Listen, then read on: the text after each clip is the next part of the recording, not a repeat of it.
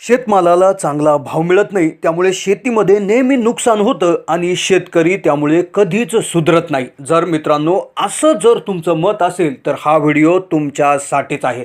आज मी या व्हिडिओमधून शेतकऱ्याला करोडपती बनू शकणाऱ्या 3 व्यवसायाच्या आयडिया मी तुम्हाला इथे देणार आहे. मित्रांनो, ह्या आयडिया अशा आहेत की कोणताही शेतकरी त्याच्याकडे कितीही कमी जागा असू द्या, कितीही कमी पाण्याची परिस्थिती असू द्या, कशी असू द्या, तर तो ह्या 3 व्यवसायापैकी कुठलाही एक जरी व्यवसाय केला तर गॅरंटेड अगदी कमी कालावधीत तो करोडपती झाल्याशिवाय राहत नाही. मित्रांनो, आजच्या व्हिडिओमध्ये मी तुम्हाला शेती संबंधित असे 3 व्यवसाय सांगणार आहे की त्यापैकी एका व्यवसायाचं उत्पादन इतकं जबरदस्त आहे की त्याला बाजारात 35,000 रुपये किलोचा भाव मिळतो. दुसरा त्याच्यामधला व्यवसाय असा आहे की त्याच्या 20 मिली उत्पादनासाठी त्याला कोणतंही गिराईक 400 रुपये द्यायला तयार होतं. आणि यातला तिसरा आणि शेवटचा व्यवसाय असा आहे की याच्यामध्ये 500 ते 600 रुपयाचा भाव किलो मागे तुम्हाला भेटत असतो. भारत सरकारसुद्धा वेगवेगळ्या मंत्रालयांच्या मार्फत तुम्हाला हे जर व्यवसाय केले तर 30% 75% सबसिडी गव्हर्नमेंटच्या मार्फत मिळते. त्याचबरोबर तुम्हाला गव्हर्नमेंटकडनं फ्रीमध्ये ट्रेनिंगसुद्धा मिळतं. त्याचबरोबर व्यवसाय करत असताना जर अडचणी आल्या तर सरकारच्या काही डिपार्टमेंट मार्फत तुम्हाला पूर्णतः मदतीचा हातसुद्धा देण्यात येत असतो. पूर्णतः गव्हर्नमेंटकडून प्रोत्साहन असलेला व्यवसाय आहे. त्याचबरोबर हा जो व्यवसाय जर तुम्ही केला तर याचा माल तुम्ही रिटेल मार्केटमध्ये, होलसेलमध्ये, ऑनलाईन, एक्सपोर्ट कुठेही विकू शकता. याची डिमांड इतकी जबरदस्त आहे की तुम्हाला याची मार्केटिंग सुद्धा करायची गरज येणार नाही. तर इतकं जबरदस्त हे व्यवसाय आहे. तर मित्रांनो, शेतकऱ्यांचं आयुष्य बदलून टाकणारा हा व्हिडिओ होणार आहे. तर त्यामुळे व्हिडिओ शेवटपर्यंत पात्रा आणि चॅनलला जर नवीन असाल तर जरूर किसान हेल्पलाईन या शेतकऱ्याला नवनवीन आयडिया देणाऱ्या चॅनलला सबस्क्राईब करून शेजारील बेलचं बटन दाबा. शेतकऱ्याला अगदी कमी कालावधीत मालामाल करू शकणाऱ्या 3 शेती संबंधी व्यवसायाची माहिती मी अगदी संक्षिप्तमध्ये देत आहे. मित्रांनो, जर तुम्हाला एखाद्या व्यवसायाविषयी जर डिटेल माहिती जर घ्यायची असेल तर आम्हाला जरूर कमेंटच्या माध्यमातून कळवा. आम्ही लवकरच त्याच्यावर एकदम फुल डिटेल व्हिडिओ त्या ठिकाणी घेऊन येऊ. तर यातला पहिला सगळ्यात जास्त नफा देणारा आणि शेतीशी संबंधित कुठलाही शेतकरी करू शकणारा व्यवसाय, तर तो व्यवसाय आहे गवती चहाचा व्यवसाय. आता मित्रांनो, तुम्हाला माहीतच आहे की गवती चहाला इंग्लिशमध्ये लेमन ग्रास असं म्हणतात. तर लेमन ग्रास किंवा गवती चहाला भारताबरोबरच बाहेरच्या देशात सुद्धा मोठ्या प्रमाणावर मागणी असते. गवती चहाचा वापर भरपूर गोष्टी बनवण्यासाठी केला जातो, जसे साबण, अत्तर, स्प्रे, शॅम्पू, औषधे, खाण्याचे पदार्थ, सौंदर्य प्रसाधने आणि सगळ्यात महत्त्वाचं म्हणजे याचं जे काय तेल असतं तर या तेलाला सगळ्यात जास्त मागणी असते. त्याचबरोबर तुमचा गवती चहापासून तुम्ही लेमन टीसुद्धा त्या ठिकाणी तयार होते. आणि जवळपास या गवती चहाच्या पासून जे काय तेल निघतं तर त्या तेलाच्या 15 मिलीसाठी 400 रुपये त्या ठिकाणी गिराईक मोजायला तयार होत असतं. तर तुम्ही स्क्रीनवर पाहू शकता की 15 मिलीच्या बॉटलला सुद्धा 400 रुपये किंमत ऑनलाईन त्या ठिकाणी दाखवली जाते आहे. त्याचबरोबर गवती चहाच्या म्हणजेच चहा पावडरमध्ये सुद्धा याचं मिक्सिंग करून त्या ठिकाणी याचा वापर केला जातो. मोठ्या प्रमाणावर मागणी दैनंदिन रूपात सुद्धा त्या ठिकाणी येऊ शकतं. तर यावरनं तुम्ही अंदाज लावू शकता की गवती चहा हा किती आपल्याला पैसे देऊ शकतो. गवती चहाचं तेल जर तुम्ही होलसेल मार्केटमध्ये जर विकलं तर एका लिटरला 1200 ते 1500 रुपयाचं साधारणपणे तुम्हाला भाव मिळतो. आणि तेच जर तुम्ही रिटेल किंवा किरकोळ विक्री जर केली तर 2500 ते 3000 रुपयापर्यंत लिटर मागं भाव त्याला मिळतो. आता बघूयात की याचं एकरी उत्पादन साधारणपणे किती निघतं. आता गवती चहाचं एकरी उत्पादन हे 8 ते 10 टन त्यामध्ये निघत असतं आणि त्याच्यामधनं जवळपास 50 ते 70 लिटर तेल एका एकरामधनं निघत असतं. मग आता याचं एक रोप तुम्हाला जवळपास 20 ते 30 पैशाला पडतं.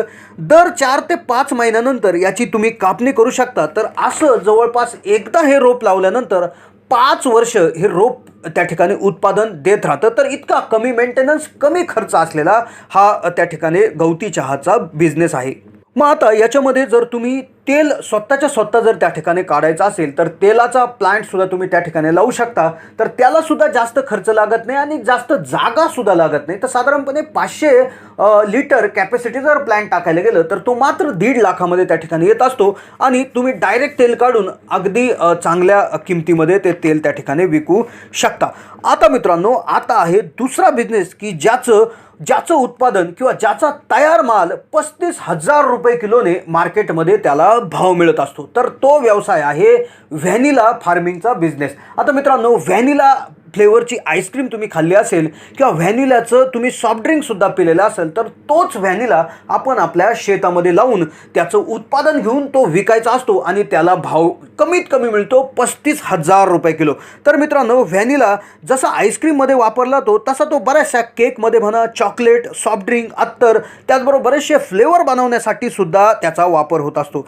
तर याची मार्केटमध्ये इतकी डिमांड आहे की उत्पादन घेतल्यावर त्याला विकायचं सुद्धा टेन्शन घ्यायची गरज नाही, कारण की मार्केटमध्ये व्हॅनिला मोठ्या प्रमाणावर लागतो पण त्याचं उत्पादन तेवढ्या प्रमाणावर होत नसतं.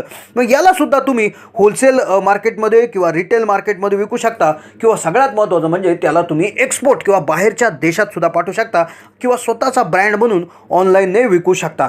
आता त्यानंतर तिसरा आणि सगळ्यात शेवटचा व्यवसाय, तर तो आहे डायबिटीज लोक. तो जे लोक आरोग्याचा अगदी जाणीवपूर्वक विचार करतात, आरोग्याची भरपूर काळजी घ्यायला लोकांनी सुरुवात केली, तर त्यामुळे त्याची डिमांड अगदी जबरदस्त वाढलेली आहे. तर तो व्यवसाय आहे स्टिवियाचा व्यवसाय. आता मित्रांनो, स्टिविया नावाची जी काय वनस्पती असते, तर तिच्यापासून साखरेसारख्या गोड चवीची एक गोष्ट तयार होते.